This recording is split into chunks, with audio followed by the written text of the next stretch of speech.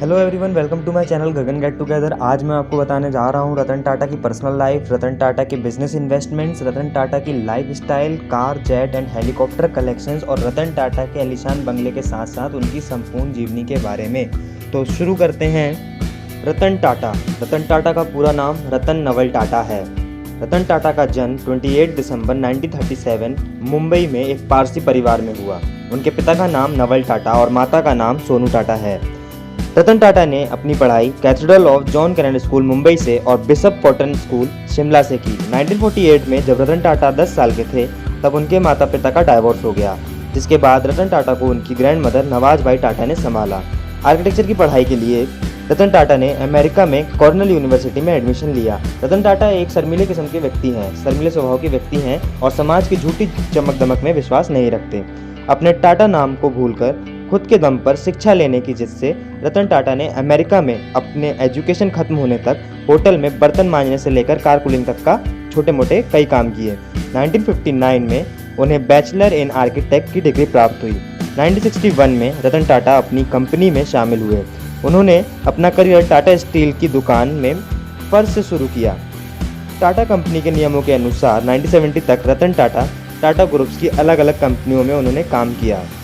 1970 को रतन टाटा को मैनेजमेंट में प्रमोट किया गया। 1971 में रतन टाटा को नेशनल रेडियो और इलेक्ट्रॉनिक्स कंपनी लिमिटेड नेल्को का डायरेक्टर इंचार्ज नियुक्त किया गया। यह एक घाटे में चलने वाली कंपनी थी। यह कंपनी काफ़ी समय से घाटे में चल रही थी। इस कंपनी को विकसित करने के लिए रतन टाटा ने सुझाव दिया कि कंपनी को कंज्यूमर इलेक्ट्रॉनिक्स की बजाय हाई टेक्नोलॉजी प्रोडक्ट्स के डेवलपमेंट में निवेश करना चाहिए। रतन टाटा के इस सुझाव को जेआरडी नेल्को द्वारा सराहा गया। इसके अलावा कंज्यूमर इलेक्ट्रॉनिक्स नेल्को की बाजार में हिस्सेदारी 2% थी और घाटा बिक्री का 40% था। फिर भी जेआरडी ने रतन टाटा का सुझाव अनुसरण किया। 1972 से 1975 तक मतलब 3 साल में नेल्को ने अपनी बाजार में हिस्सेदारी 20% तक बढ़ा ली और अपना घाटा भी पूरा किया। लेकिन 1975 में भारत की प्रधानमंत्री इंदिरा गांधी ने आपात स्थिति घोषित कर दी, जिसकी वजह से आर्थिक मंदी आ गई। इसके बाद 1977 में यूनियन की समस्या हुई और इसलिए मांग के बढ़ जाने के कारण प्रोडक्शन में सुधार नहीं हो पाया। अंततः टाटा ने यूनियन की हड़ताल का सामना किया और 7 महीनों के लिए तालाबंदी कर दी गई। रतन टाटा ने हमेशा नेल्को की मौलिक दृढ़ता में विश्वास रखा, लेकिन एंटरप्राइज और आगे बढ़ ना सका। यह रतन टाटा के जीवन में आया पहला फेलियर था। 1975 में रतन टाटा ने हार्वर्ड यूनिवर्सिटी मैनेजमेंट में डिग्री प्राप्त की। 1977 में रतन टाटा को एम्प्रेस मिल सौंपी गई, जो कि बंद होने की कगार पर थी। रतन टाटा ने इस कंपनी को फिर से खड़ी करने के लिए मैनेजमेंट से कंपनी में 50 लाख रुपए का इन्वेस्टमेंट करने के लिए प्रस्ताव रखा, लेकिन मैनेजमेंट ने इस प्रस्ताव को ठुकरा दिया। अंततः यह मिल भी बंद हो गई, लेकिन टाटा ने हिम्मत नहीं हारी। 1981 में रतन टाटा को इंडस्ट्रीज एंड ग्रुप्स में अन्य कंपनीज का अध्यक्ष बनाया गया। 1991 में उन्होंने जेआरडी से ग्रुप चेयरमैन का कार्यभार संभाला, जिसके बाद रतन टाटा ने युवा प्रबंधकों को जिम्मेदारियां दी, जिसके बाद रतन टाटा और टाटा ग्रुप्स तेजी से बढ़ने लगी। टाटा पहले से ही कॉमर्शियल और पैसेंजर व्हीकल बनाती थी। रतन टाटा के मार्गदर्शन पर टाटा कंसल्टेंसी सर्विसेज सार्वजनिक निगम बनी और Tata Motors New York stock exchange में सूचीबद्ध हुई। 30 दिसंबर 1998 में टाटा मोटर्स ने उनके ड्रीम प्रोजेक्ट टाटा इंडिका को बाजार में लॉन्च किया, जो कि पूरी तरह से इंडिया में बनी लग्जरी कार थी। लेकिन ऑटो एनालिस्ट ने इस कार को पूरी तरह से क्रिटिसाइज किया और बताया टाटा इंडिका में बहुत सारे डिफेक्ट्स हैं और इसका नतीजा टाटा इंडिका की सेल्स पर हुआ। टाटा इंडिका को मार्केट में अच्छा रिस्पॉन्स नहीं मिला और 1 साल के अंतर्गत टाटा इंडिका फ्लॉप हो गई, जिससे टाटा मोटर्स को बहुत नुकसान हुआ।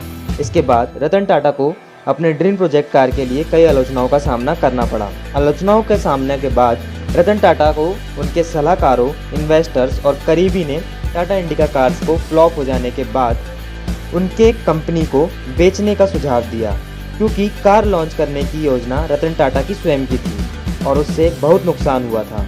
तो रतन टाटा ने यह सुझाव ठीक समझा। फिर साझेदारों के साथ अपनी कार कंपनी बेचने का प्रस्ताव फोर्ड कंपनी के पास लेकर गए। फोर्ड कंपनी के साथ उनकी मीटिंग लगभग 3 घंटे चली। फोर्ड कंपनी के चेयरमैन बिल फोर्ड का रतन टाटा के साथ बिहेवियर रूखा था। इस रूखे स्वभाव के चलते बिल फोर्ड ने रतन टाटा से कहा अगर तुम्हें कार बनानी आती नहीं थी तो तुमने इस बिजनेस में इतने पैसे क्यों डाले? अब यह कंपनी खरीदकर हम तुम पर बहुत बड़ा एहसान कर रहे हैं। यह बात रतन टाटा को दिल पर लगी। वो रातों रात अपने पार्टनर के साथ डील छोड़कर वापस चले आए। पूरे रास्ते वे मीटिंग में हुई उस बात के बारे में सोचते रहे और अपने आप को अपमानित महसूस कर रहे थे। उन्हें अब विलफोर्ड्स को जवाब देना था। वापस जाकर रतन टाटा ने अपना पूरा ध्यान टाटा मोटर्स पर डाल दिया। सालों तक रिसर्च करी और अपनी पूरी मेहनत और लगन के साथ इंडिका का नया वर्जन इंडिका V2 लॉन्च किया। कुछ ही वर्षों में शुरुआती कमियों को पूरा करने के बाद रतन टाटा को कार का बिजनेस एक बढ़िया अच्छी खासी लय में आगे बढ़ने लगा और बेहद मुनाफे का व्यवसाय साबित हुआ। वहीं दूसरी तरफ फोर्ड कंपनी अपनी जैगुआर और लैंड रोवर की वजह से घाटा झेल रही थी और 2008 में आते आते दिवालिया होने के कगार पर थी। उस समय रतन टाटा ने फोर्ड कंपनी के सामने उनके लग्जरी कार जैगुआर और लैंड रोवर को खरीदने का प्रस्ताव रखा, जिसे विलफोर्ड्स ने खुशी खुशी स्वीकार किया। विलफोर्ड्स भी उसी तरह ग्रुप के मुख्यालय पहुंचे जिस प्रकार रतन टाटा कभी उनके मुख्यालय गए थे। रतन टाटा ने जैगुआर और लैंड रोवर विलफोर्ड्स से $2.3 बिलियन में खरीदा। इस बार विलफोर्ड्स ने पॉजिटिव तरीके से अपनी बात दोहराई कि आप हम पर हमारी कंपनी खरीदकर हम पर बहुत बड़ा एहसान कर रहे हैं। आज जैगुआर और लैंड रोवर टाटा ग्रुप्स का हिस्सा है। रतन टाटा चाहते तो उस समय विलफोर्ड्स को करारा जवाब दे सकते थे, लेकिन वे सफलता के नशे में चूर नहीं थे और न ही वे अहंकारी हैं। जैगुआर और लैंड रोवर की तरह रतन टाटा ने कई सारी कंपनीज को खरीदा। सन 2000 में टाटा ने कनाडा की tea bags inventor company Tetley को खरीदा और दुनिया में सबसे बड़ी टी बैग्स बनाने वाली कंपनी बन गई। सन 2004 में टाटा ने साउथ कोरिया की डेवू कॉमर्शियल व्हीकल को खरीदा, जिसका नाम बाद में टाटा डेवू कॉमर्शियल रखा गया। 2007 में टाटा ने लंदन के कोरस ग्रुप्स को खरीदा, जिसका नाम बाद में टाटा स्टील यूरोप रखा गया। रतन टाटा का सपना था कि लोगों को कार में घूमने का सपना पूरा कर सकें। इसलिए रतन टाटा ने 1 लाख रुपए तक की कार बनाई, जिसका नाम नैनो है, जिसे उन्होंने न्यू दिल्ली में ऑटो एक्सपो में 10 जनवरी 2008 को नैनो कार का उद्घाटन करके उन्होंने अपने सपने को पूर्ण किया। टाटा नैनो के 3 मॉडल की घोषणा की गई और टाटा ने 1 लाख रुपए तक की कार बाजार को देने का अपना वादा पूरा किया। शुरू में इस कार का इंप्रेशन बहुत अच्छा बना, लेकिन बाद में ये कार फ्लॉप हो गई। इंटरनेट की पहुंच को समझते हुए रतन टाटा ने बहुत सारे ऑनलाइन पोर्टल्स पर निवेश किया, जिसमें से CashKaro.com, Kyazoonga.com, Snapdeal, Xiaomi, Urban Ladder, CarDekho, FirstCry.com, BlueStone.com, Zivame, Lenskart.com, Ola cabs और पेटीएम जैसे अन्य कई ऑनलाइन पोर्टल्स पर निवेश किए। सन 2000 में उन्हें भारत के सर्वोच्च नागरिक पुरस्कार पद्म भूषण तथा 2008 में पद्म विभूषण से सम्मानित किया गया, जो भारत का दूसरा सबसे बड़ा सम्मान है। 28 दिसंबर 2012 को 75 साल की उम्र में अपने जन्मदिवस वाले दिन रतन टाटा ने चेयरमैन पद से इस्तीफा दिया और साइरस मिस्त्री को चेयरमैन नियुक्त किया गया। बाद में 24 अक्टूबर 2016 को रतन टाटा ने साइरस मिस्त्री को पद से हटाया, जिसके चलते उनके ऊपर तानाशाह होने का गलत आरोप लगा। रतन टाटा ने कभी शादी नहीं की, वे जीवन भर कंवारे रहे। रतन टाटा ने बताया उनकी शादी 4 बार होते होते किसी न किसी कारण रह गई। रतन टाटा को बुक्स और डॉगीज से बहुत प्रेम है। अपने 21 साल के करियर में रतन टाटा ने टाटा कंपनी का रेवेन्यू 40 गुना बढ़ाया और प्रॉफिट 50 गुना से भी ज़्यादा बढ़ाया। जब रतन टाटा कंपनी में आए थे तब कंपनी का कुल कारोबार 10,000 करोड़ था, जबकि 2011 से 2012 के बीच में टाटा ग्रुप्स का राजस्व भी 47,05,721 करोड़ हो गया। आज टाटा ग्रुप्स की बहुत सारी कंपनियां हैं जो 100 से ज़्यादा देशों में ऑपरेट करती हैं, जिसमें लाखों एम्प्लॉयज़ काम करते हैं। लोकोपकार या दान की बात की जाए तो आज रतन टाटा देश के बहुत ही महान दानवीर हैं। देश के लिए रतन टाटा अपने प्रॉफिट का 65% हिस्सा देश को डोनेट करते हैं। यदि रतन टाटा अपना 65% प्रॉफिट देश को दान नहीं करते होते तो वह आज विश्व में सबसे अमीर व्यक्तियों की श्रेणी में तीसरे नंबर पर आते। दान की बात की जाए तो 2008 में टाटा ग्रुप्स ने कॉर्नेल यूनिवर्सिटी को भारत में कृषि और पोषण कार्यक्रमों के लिए और कॉर्नेल में भारतीय छात्रों की शिक्षा के लिए $50 मिलियन का दान दिया। 2010 में टाटा ग्रुप्स ने बोस्टन मैसाचुसेट्स में संस्थान के परिसर में शिक्षा कार्यक्रमों के लिए शैक्षणिक और आवासीय भवन बनाने के लिए हार्वर्ड बिजनेस स्कूल को 2.20 बिलियंस का दान दिया। भवन जिसे आज टाटा हॉल के नाम से जाना जाता है। सन 2017 में TCS टाटा कंसल्टेंसी सर्विसेज ने भावी पीढ़ी की प्रौद्योगिकियों को बढ़ावा देने के लिए कार्नेगी मेलॉन यूनिवर्सिटी को सबसे बड़ा $35 मिलियन का अनुदान दिया, जो भावी पीढ़ी की प्रौद्योगिकियों को बढ़ावा देने के लिए सहयोग करेगा, जिसमें संगठनात्मक प्रणाली और स्वायत्तता वाहनों सहित चौथी औद्योगिक क्रांति का संचालन करेगा। और हाल ही अभी 2020 में कुछ महीने पहले कोविड-19 महामारी के खिलाफ लड़ने के लिए PM केयर्स फंड्स को 1500 करोड़ रुपए का दान दिया है। टाटा ग्रुप्स को टॉप पर पहुंचाने के बाद रतन टाटा ने रिटायरमेंट ले लिया है।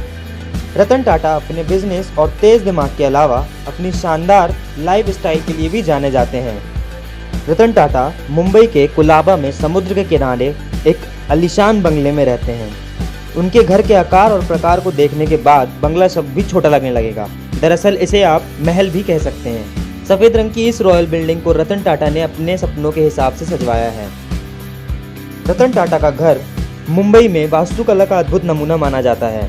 समुद्र के किनारे 13,350 स्क्वायर फीट में फैले उनके घर को देखकर आपको आइलैंड वाली फीलिंग आएगी। रंग रूप से लेकर कलाकारी तक के काम को रतन टाटा की खास निगरानी में किया गया है। घर के बाहरी हिस्से में एक शानदार गार्डन तैयार किया गया है, जिसमें रतन टाटा अपने डॉगी के साथ टहलते हुए समय बिताना पसंद करते हैं। रतन टाटा के घर में एंट्रेंस से पहले आपको कई सुरक्षा दरवाजों से गुजरना पड़ेगा। सिक्योरिटी के कारण टाटा के घर के बाहर एक पूरी फौज खड़ी रहती है, जिसको पार करने के बाद आप एक आलीशान वेटिंग रूम में पहुंचेंगे, जहां 2 शानदार काउच आपका इंतजार करते दिखाई देंगे। वेटिंग रूम से गेस्ट रूम के बीच में एक शानदार स्विमिंग पूल धूप में आराम करते हुए नजर आएगा। इस पूल को ऐसे डिजाइन किया गया है कि बाहर कितनी भी धूप रहे, अंदर आपको रत्ती भर भी परेशानी नहीं होगी। हालांकि इसे ढका नहीं गया है और ना ही AC की खास व्यवस्था की गई है, बल्कि इसे सीधे प्रकृति वाली तकनीक से जोड़ा गया है। घर के अंदर एक खूबसूरत मंदिर बनाया गया है, जहां भक्ति भाव के वक्त किसी प्रकार का व्यवधान ना हो, इसका पूरा ख्याल रखा गया है। रतन टाटा के 3 फ्लोर के बंगले को 7 लेवल में बांटा गया है। फर्स्ट फ्लोर के निचले हिस्से में लिविंग रूम और ऊपरी हिस्से में सन डेक बनाया गया है। इसके अलावा इसमें एक स्टडी रूम की व्यवस्था भी की गई है। सेकंड फ्लोर, आप किसी भी फ्लोर पर रहें, आपको किसी भी प्रकार की कमी का एहसास नहीं होगा। दूसरे फ्लोर के निचले हिस्से में भी 3 बेडरूम और लाइब्रेरी बनाई गई है। थर्ड फ्लोर के निचले हिस्से में एक बेडरूम, एक मीडिया रूम और एक जिम बनाया गया है। इस फ्लोर के ऊपर दूसरा स्विमिंग पूल, एक लॉज और एक सन डेक को बनाया गया है। रतन टाटा के घर में किचन में अत्याधुनिक तकनीकों के जरिए सब कुछ सेट और सलीके से रखा हुआ नजर आएगा। एक भी चीज अस्त व्यस्त नहीं दिखाई पड़ेगी। अब बात करते हैं रतन टाटा के कार, जेट और हेलीकॉप्टर कलेक्शंस की। तो शुरू करते हैं कार कलेक्शन से। रतन टाटा के पास फेरारी कैलिफोर्निया जिसकी कीमत 3 crore 45 lakh, Mercedes Benz 500 SL जिसकी कीमत 1 करोड़, लैंड रोवर फ्रीलैंडर 2 जिसकी कीमत 50 लाख, जैगुआर XF जिसकी कीमत 52 लाख रुपए और होंडा सिटी जैसी और भी ढेर सारी कई बेशुमार कारें हैं। रतन टाटा के प्राइवेट जेट का नाम डेसॉल्ट फैल्कॉन 2000 है, जिसकी कीमत लगभग 225 करोड़ रुपए है। Ratan Tata F-16 Falcon fighter उड़ाने वाले देश के सबसे पहले भारतीय हैं। 2007 में उन्होंने इसे बेंगलोर में उड़ाया था। रतन टाटा के हेलीकॉप्टर का नाम बेल 429 ग्लोबल रेंजर, जिसकी कीमत 56 करोड़ 19 लाख रुपीस है। रतन टाटा एक बिजनेसमैन होने के साथ साथ यूथ और भावी पीढ़ी के आइडल भी हैं। अगर आपको रतन टाटा की जीवनी अच्छी लगी है तो do subscribe, share and likes, ताकि आपको अगली बार से ऐसे ही शानदार वीडियो देखने मिलती रहे। Thank you so much and have a great day to all of you.